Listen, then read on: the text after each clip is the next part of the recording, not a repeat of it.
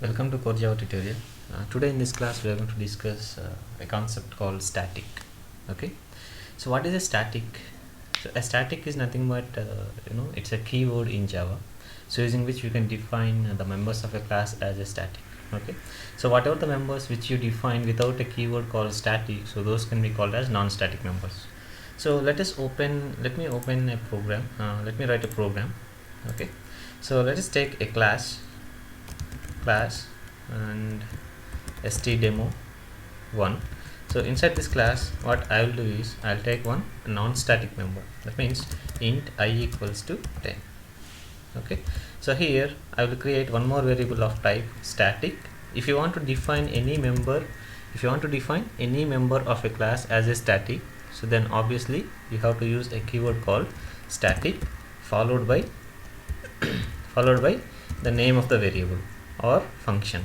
Okay, static and int j equals to 20. Okay, so now I will define one function void function 1. so inside this function I am just going to write a statement system.out.println system.out.println. so here this is function 1. okay, this is function 1 of stdemo1. so I'll write one more function static.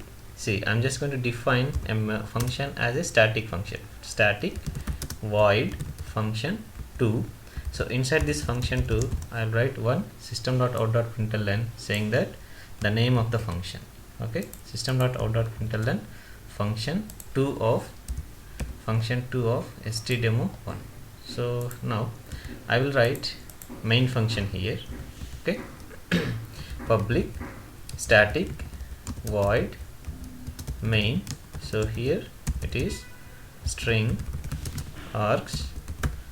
so inside this main function I will create an object of this particular class, that means stdemo1. okay, so stdemo1 control Z, yes, let me take it as a caps. Okay, so stdemo1 sorry,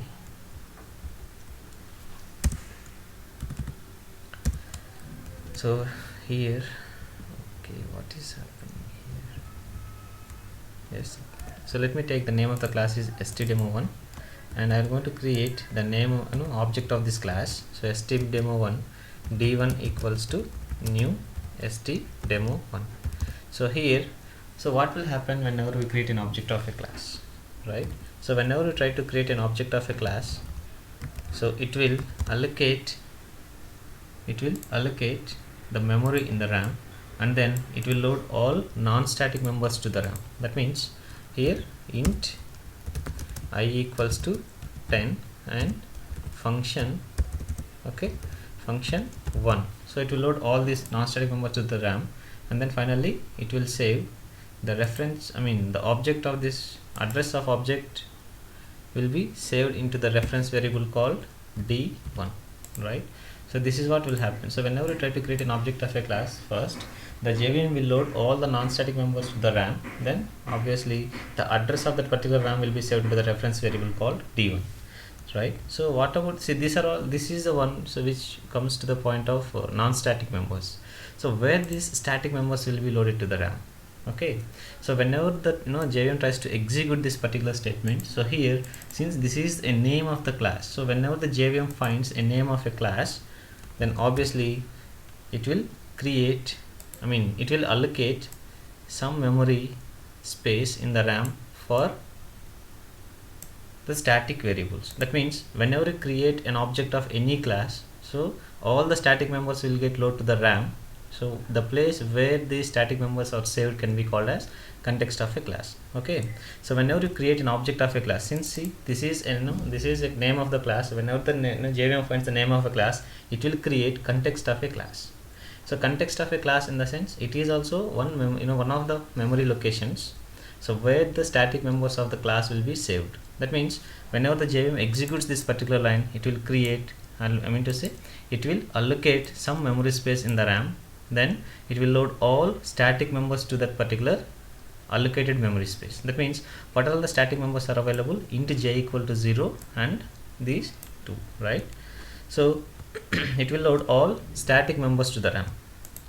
So these are all the static members are available. So then the control will come here and it will load all static members. That means the first one is int j equals to 0 and the next one is, so this one function and main function will get load to the RAM.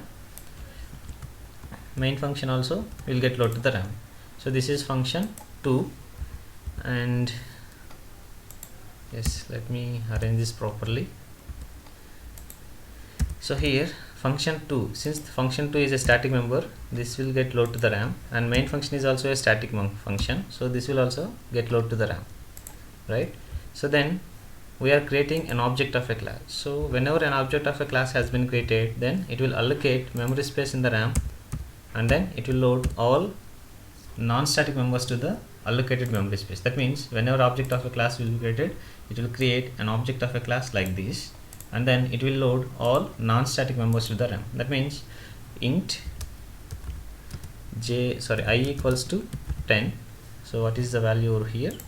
Yes, int I equals to 10, j equals to 20. So here it is supposed to be 20.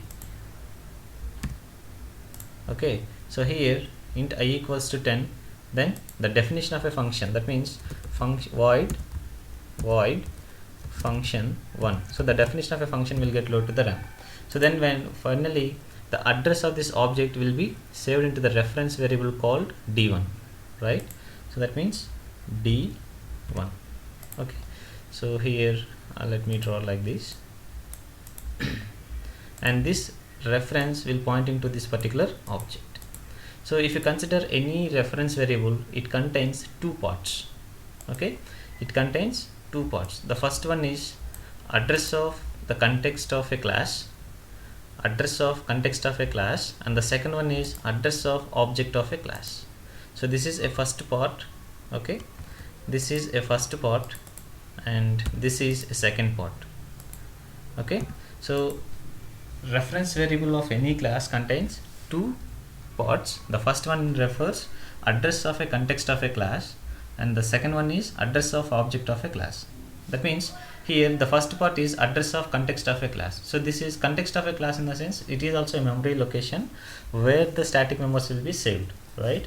So the context of a class always referred with the name of the class. That means since the name of the class is stdemo, okay, stdemo1, so the name of the class equals to the address of the context of the class, right? So here if you see here, so I have created, see all the static members are loaded to the RAM and all non-static members also got loaded to the RAM. So if you want to access the non-static members of a class, then obviously we have to create an object of a class. On top of the object you have to call the member which you want to access. Now if you come to the point of this one, so the name of the class itself indicates the address of the context, so that you can use the name of the class to access all static members of the class. So let me create it as a static here. Okay, so it is a static member, right? So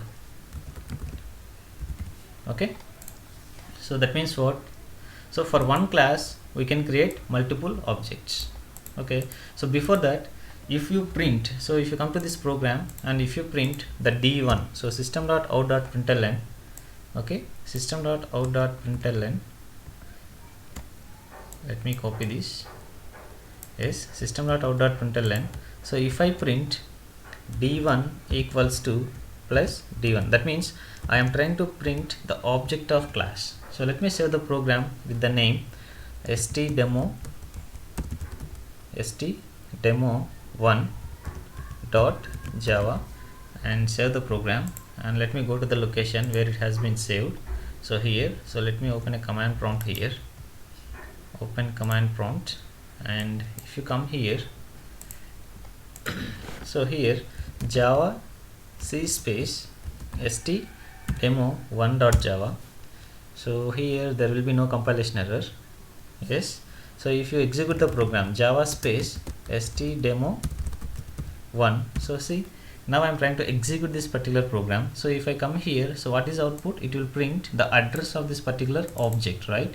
So as I told you before, so this address of this reference, I mean to say the reference of the class, the reference of the class contains two parts. The first part is address of the context, and the second part is address of an object, right? That means the first part of the reference variable contains address of context of a class, and second part of the object contains address of object of a class. Now, so since the name of the class itself indicates the address of the context of a class, and here this is dynamic one, right? So now it should print us this name stdemo1, right? So you just come here and execute the program and see the output. See here, the d1 equals to stdemo1 at this one, right? So that means it is trying to print both. So see here, it is trying to print stdemo1 @ symbol and this one. That means the reference variable contains two parts. That means address of context of a class and address of object of a class. So address of the context of a class can be always represented with the help of the name of the class. That is the reason we are able to see the name of the class over here. Okay, is the name of the class over here, and followed by @ symbol, and here this is address of an object of this particular object. Okay, so that means if you want to access the non-static members of a class, so you can use the name of the class. That means with the help of the name of the class, we can access all static members of the class. That means let me create one more class here. So class, so here the name of the class is test. Inside this particular class test, I will write one main function. Okay, so I will write a main function. So let me copy this, cut it here and paste it over here. Okay, so I won't create an object of this particular class.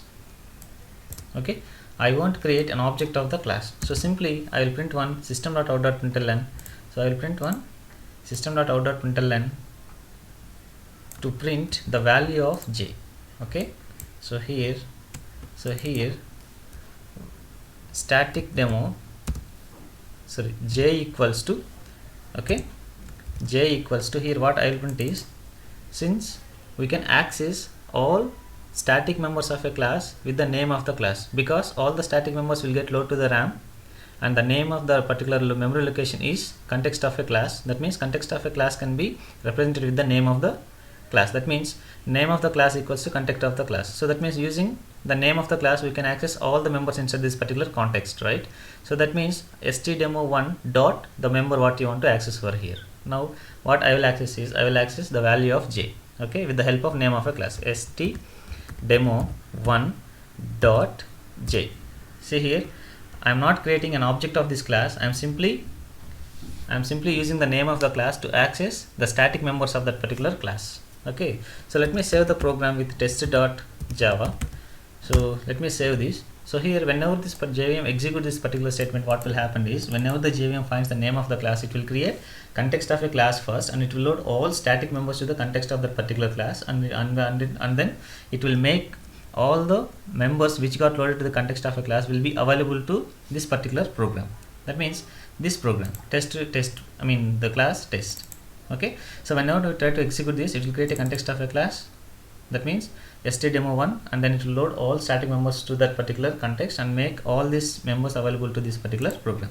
So now if I execute this program, then what will happen is we can see the output called j equals to 20. Okay, so let me come here and compile the class javac space test test.java, and yeah, there is no compilation error. So if you execute this, see, you can see j equals to 20. Now that means what? Whenever we create an object, whenever the JVM tries to execute this particular statement, whenever the JVM finds the name of the class, it will create the context of a class first. Then it will load all static members of that particular class to the context of that particular class. That means here, to create an object of a class, or to create a context of a class, the first one is to create context of a class, object of a class is not required, right? So to create context of a class, object of a class is not required.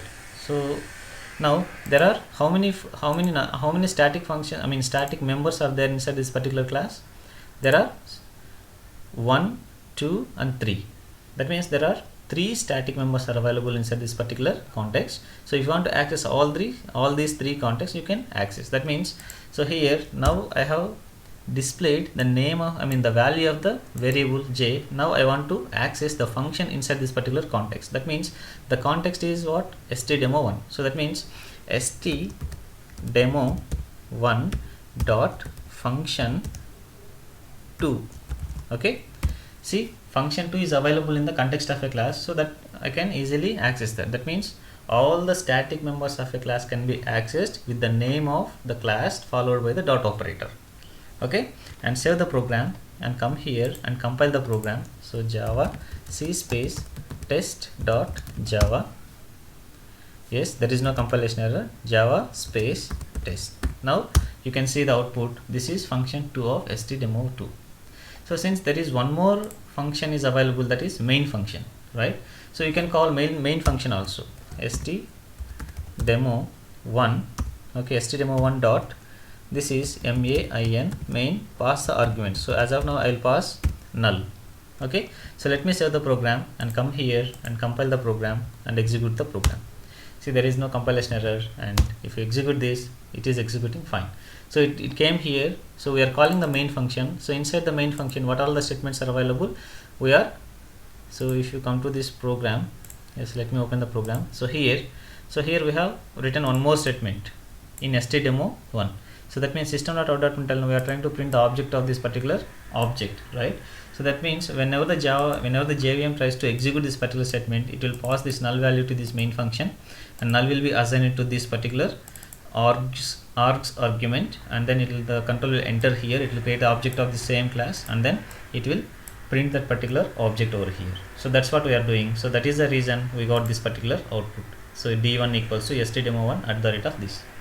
So in this class, okay, so we are going to discuss the static keyword. So what will happen whenever the JVM finds the name of the class?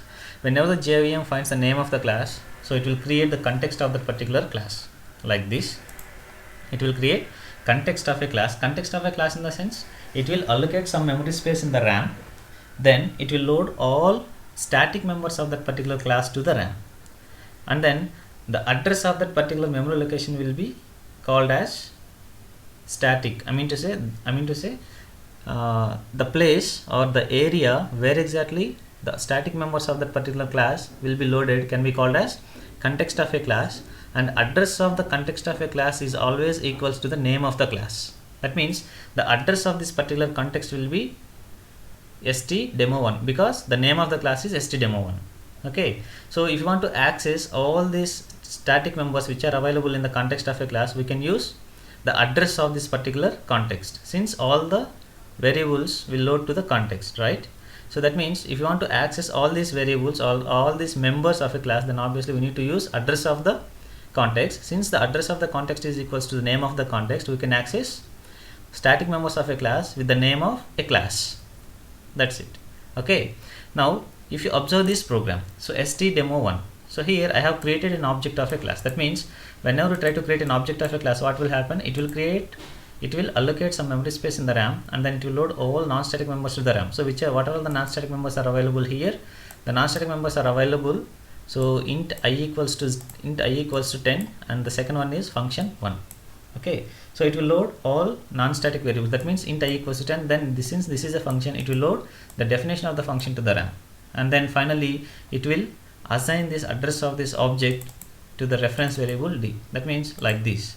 So if you come to the point of the reference variable contains two parts. The first part is address of the context of a class, and the second part is address of an object of a class. Okay, so to create an address of a context, to create an address of a class, it is very much the context of a class is very much required.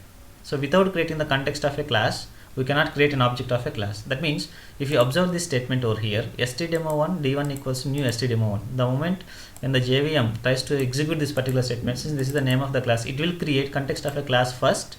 It will load all static members to this particular context of a class, then it will create an object of a class. Okay, so here in this program, then it will create an object of a class, then finally the address of this particular object will be saved into the reference variable d1. That means like this. That means if you create one more object, Okay, so let me come here and copy this. Okay, copy this. I will create, okay, copy this. I will create one more object. So stdemo1 d2. So stdemo1 d2 equals to, so here it is, I am trying to print the address of d2, and I will create one more object of the same class. Okay, I will create one more object of the same class, that means d3, and here also d3 equals to d3. That means the reference variable names are different, but we are instantiating the same class again and again and again, right? So now let me save the program. Okay, let me save the program and come here and compile the program using the javac command.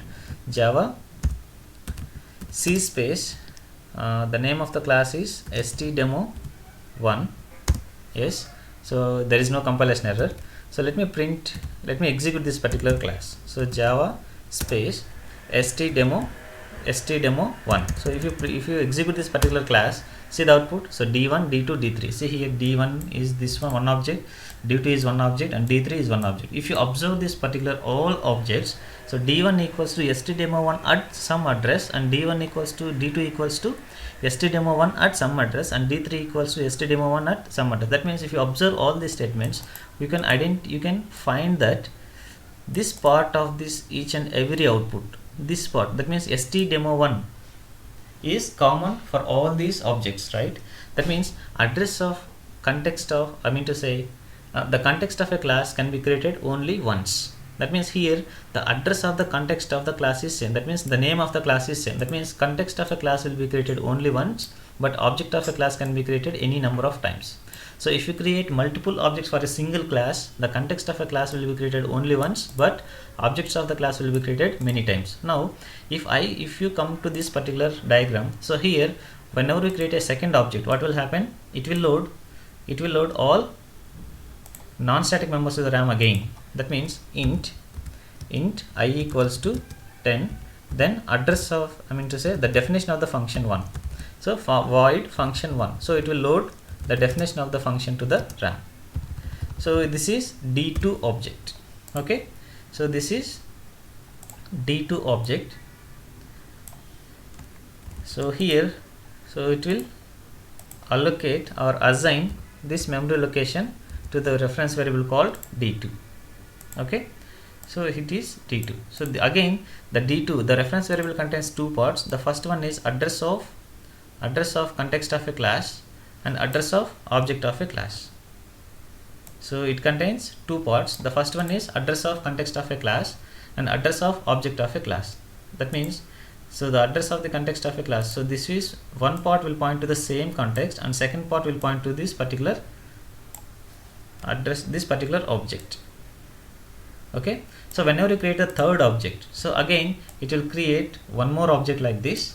So then it will create object like this, and then finally the address of this object will be assigned to the reference variable called d3. Okay, so the reference variable called d3, and again this d3, this is a reference variable which contains the two parts. The first part is address of context of a class, and the second one part is address of object of a class. So now if you observe this program, so see here, if you observe this diagram, so here address of object of a class can be created any number of times. So whenever you create address of an object many number of times, so it will create the context of a class only once. Okay, so here, so if you want to see, and one more point over here, that so the context of a class, or since the context of a class created only once, okay, so this can be called as, and since the context of a class can be created only once and all these objects will be pointed to the same context, that means this is a common point. So okay, the static variables or static members, whichever the static members you define inside a class will become a common members for all these particular objects. That means all these objects, all these three objects has an access to all these common functionality. That means this object can modify this j value, and this object also can modify j value, and this object can also modify j value. So this data, whatever the data which is there in object, that is specific to the object. Okay, so now what I will do is I will come here. Okay, I will come here and I will modify d3 dot j equals to 333. Okay, and now what I will do is I will print the j value with the help of an object. So with the help of an object, that means j, okay, j equals to, see, I modified this particular j value with the help of this object, and I am trying to print the j value with the help of d1 object. So now if you come here, and it is d1 dot j. Okay, let me save the program and come here and compile the program. Java C space test dot, sorry, it's not test, so here it is Java C space, here the name of the class is stdemo1. So stdemo1 dot java, I compile this program, so there is no compilation error, and java space stdemo1 dot class. So if you see here, see, I just see the value, the output is 333. That means if you come to this point of diagram, so here I modified this with j value to 333. Since the object of this, sorry, the reference context of this class will be, context of a class is common to all objects, so every object can modify this common data. So whenever you access the modified data with the help of another object, so whatever the latest value which is there inside this particular variable, that will be reflected over here.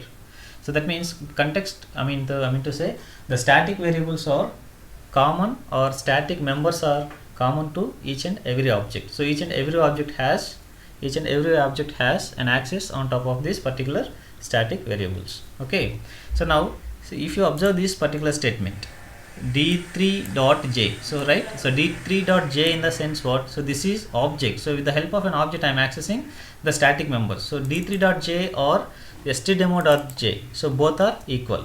Okay, so if you, what is the difference between these two? So if it is d3.j, so from here you are accessing this, and if it is stdemo1.j, then here from with the help of this one you are accessing this. Finally we are accessing only the static members of the class. Okay, so any doubt? Okay, fine. The next one is, if you observe the statement called system.out.println. Okay, so what is a system, what is out, what is println? Okay, so now what I will do is I will write, okay, I will write a class like this. Now, so to test, I will explain you what is the system.out.println. Okay, so for that let me create a class called, okay, let me create a class called the name of the class is, let us take C. Okay, that's fine, let us take C.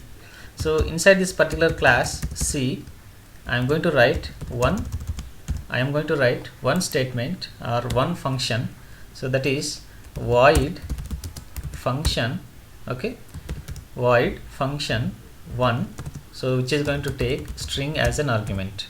Okay, string msg message. So inside this particular function I am going to print system.out.println the message we passed. That means here like this.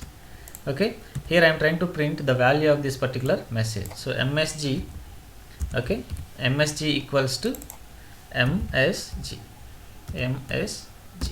Okay, so I have created a class called C, so which is going to have one function called function1.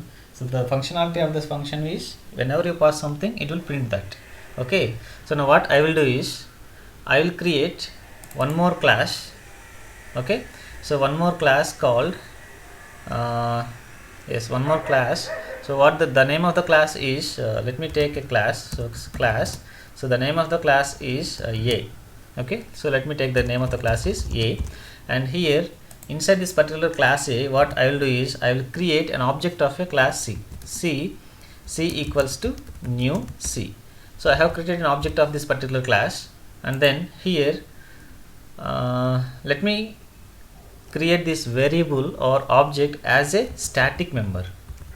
Okay, so I will create an object of a class C as a static member inside this particular class A.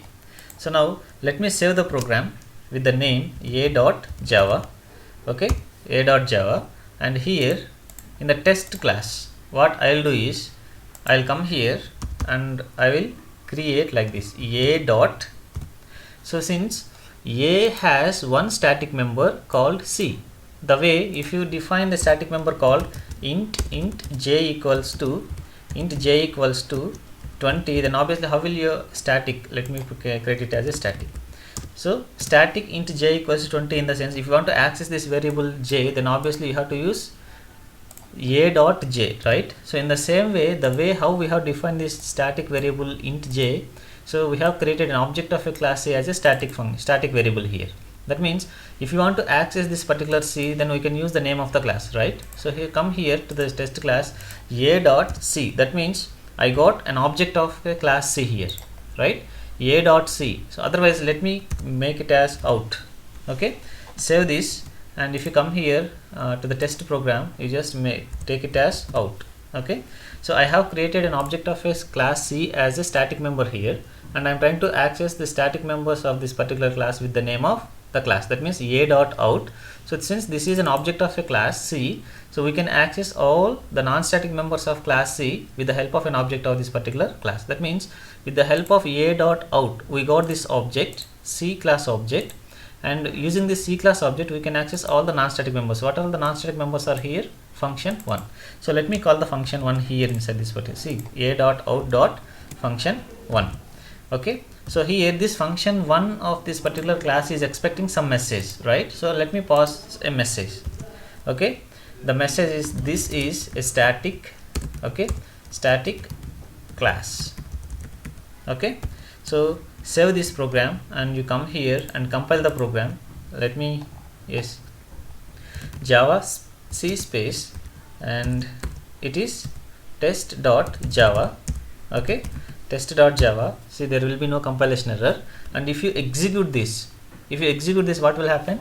So since a class, the context of a contains object of c class, and with the help of an object of c class we can access all the non-static members of that particular c class. So what are the non-static members here? These are the function 1. So it whenever, that means what we, in this particular statement we are passing this particular string to this particular function. Whenever the control comes here, it will print that particular message. So now you come here, anyways we compile the program and execute the program. Java space, it is test. Okay, so here see, the message is this is static class. That's what we have passed over here. This is static class, right? That means what is this? So before that, so what is this a dot out dot function 1? So can you, yes, let me explain you this particular statement.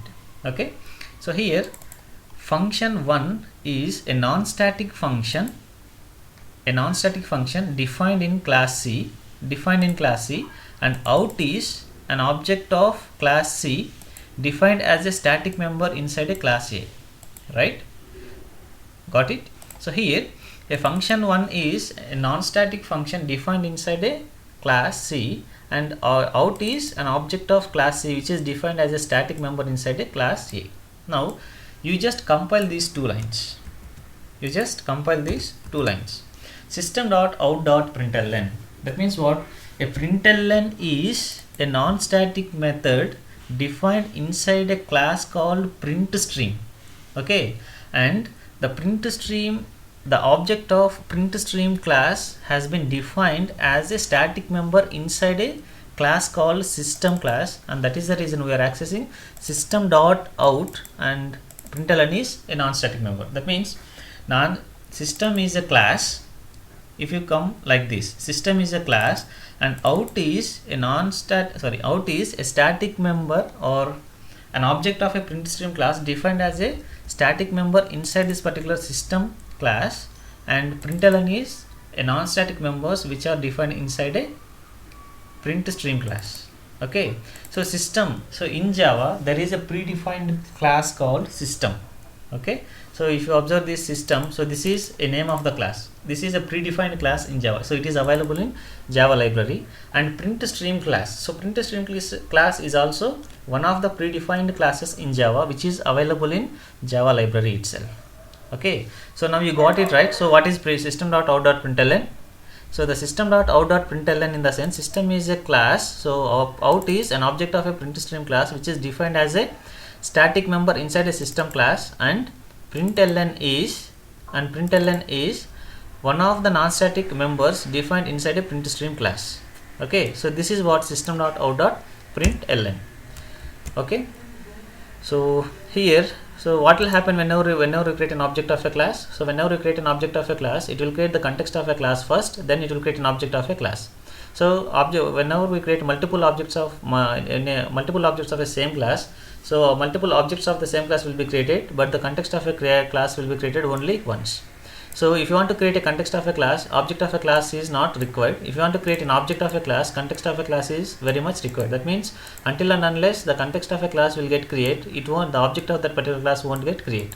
And whenever you come to the point of reference variable, the reference variable contains two parts. The first part is the address of the context of a class, and the second part is address of object of a class. So address of the context of a class is equal to the name of the class, and this address of object class is the address will be generated dynamically. So all the static members of a class will save into the context of a class. That means this one. So context of a class will be always referred with the help of the name of the class. That means address of the context of a class is equal to the name of the class. That means you can access all the static members of a class with the help of name of the class. Okay, followed by the dot operator and followed by the member which you want to access. So if you observe this program here inside this test, I have called a main function. But here if you want to execute this particular test class, I am not calling this main function, right? So here I am calling the main function explicitly. Here I am not calling the main function. So what is the difference between calling the main function like this and calling the main function by the JVM? So whenever you call a main function, it will be executed as a normal function. It will be executed as a normal function, the way how this function 2 got executed. If the main function called by the JVM, then the JVM will execute this particular main function as a thread. Okay, so this is the difference between calling the main function explicitly and calling the main function with the help of Java.